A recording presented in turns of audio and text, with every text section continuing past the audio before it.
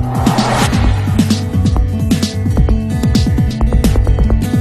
to all, very happy morning students, and I'm very sorry about 2 months I did not upload any video, and thank you for your support. You people, while watching the video, please like the video, then our channel may reach many people, and at the same time don't forget to subscribe our channel if you are new visitor to our channel. Thank you so much. Then without wasting your time, let's get started today's class. What is today's class? In reproduction, I am going to explain vegetative propagation. What is meant by vegetative propagation? And you people know about reproduction is of two types, sexual reproduction and asexual reproduction. As like other animals are involving in the reproduction, in the same manner, plants also involve in reproduction. They are also capable to involve in two ways. Some plants they undergo both the type of reproductions like sexual and asexual. Today we are going to discuss about vegetative propagation, and this vegetative propagation is of two types: natural propagation and artificial propagation. Natural propagation, the name itself indicating as by the help of the nature it may happen, means without the involvement of man or other forces, it just happens in the nature. If we talk about the artificial propagation, if we help the plant to propagate, then it is called as artificial propagation. For our own benefits, we are following artificial propagation methods. And in the today's class, we are going to discuss about natural vegetative propagation, how it happens. First of all, we need to know the definition of vegetative propagation. What is meant by vegetative propagation? See here children, the process by which the plant is able to produce new plants. Here one plant is going to produce many plants which are very new by the help of their vegetative parts.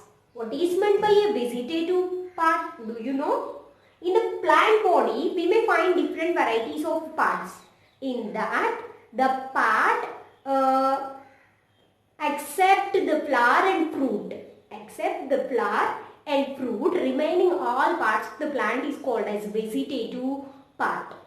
Okay, for example, leaf, stem, root, these are the vegetative parts. If a plant increase its number, if a plant capable to produce new plants by using vegetative parts like leaf, stem, root, such kind of propagation is called as natural or vegetative propagation. Then see here children, vegetative propagation may undergo by using vegetative parts of the plant. Here first we are going to discuss about leaves. Yes, leaves of a plant also involve in the propagation. How? In our area also we can able to find a plant called as bryophyllum. Do you know bryophyllum? Whenever we find the leaf of a bryophyllum plant, it just having some here if you observe the leaf, it just constricted like this. Here we may find many constrictions.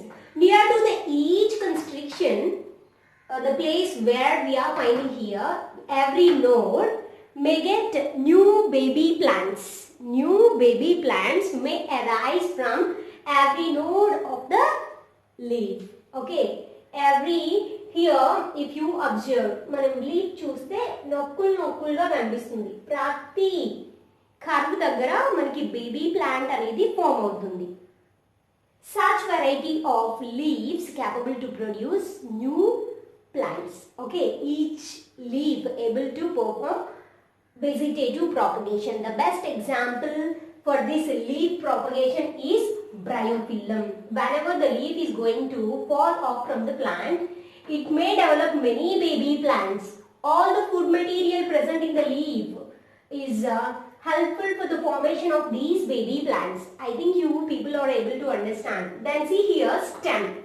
How the plant is able to propagate their number, increase their number by using this stem. See here, if we talk about some weak stemmed plants like runners and some suckers and stolons are the best examples for this stem propagation. Here, if we talk about runner, you people watch this diagram properly. Here, it is the mother plant. Mother plant is having root system in the underground and the aerial system is present above the soil. Okay, this is the shoot system and this is the root system. A small branch may arise aerially and it may dip, it enters into the soil, into the underground. It may develop some adventitious roots and it may develop shoot system.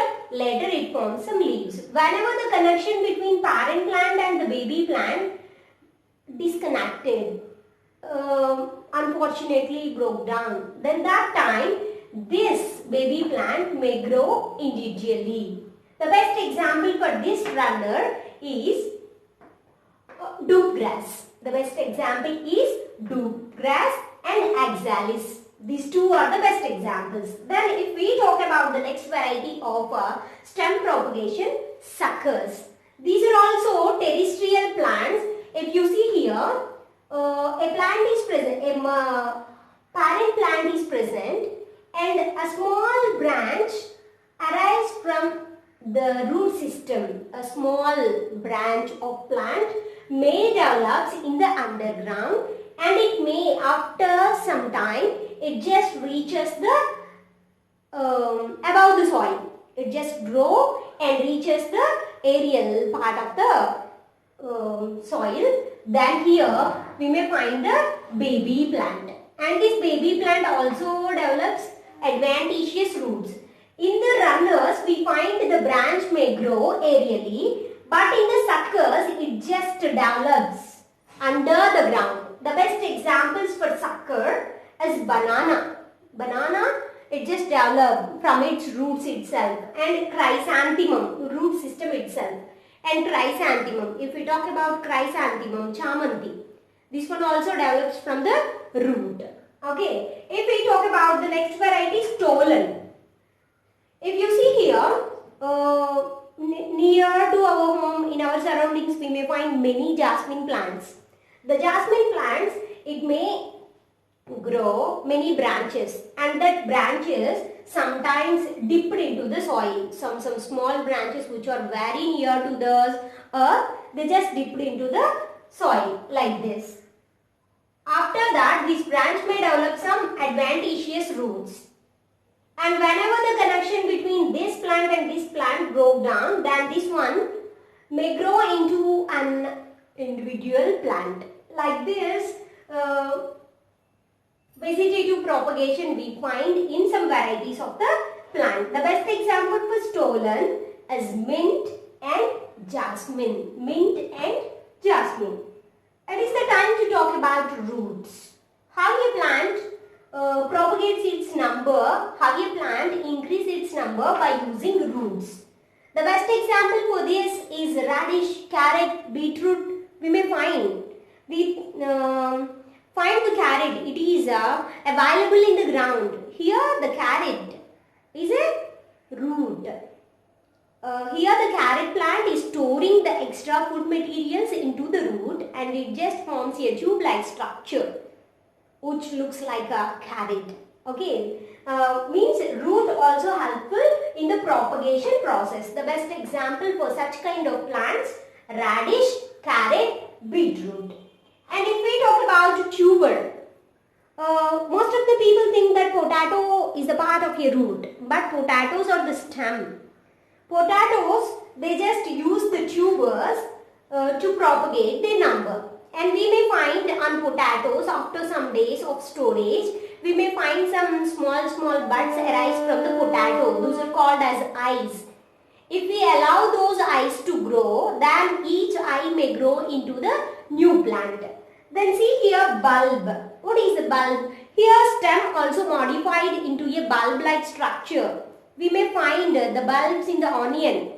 Onion, it just looks like a bulb. It is also part of the stem. Okay, here in the onion plant, the stem grows like onion. And downside, it may have the root system. Okay, and if we talk about some varieties of corn. Corn. What is the best example for this corn? Colocasia. Chamadumpalu untayi kada? Colocasia is also grow by the help of this corn, a type of a stem. And at the same time, rhizome. You people heard this in your lower classes itself. Rhizome is also a type of stem which may grow horizontally. Okay, the best example for that rhizome is ginger. And turmeric also may grow in that horizontal manner. Okay, like these plants, they may propagate in the natural way by using their vegetative parts. Like this, it is very easy to learn.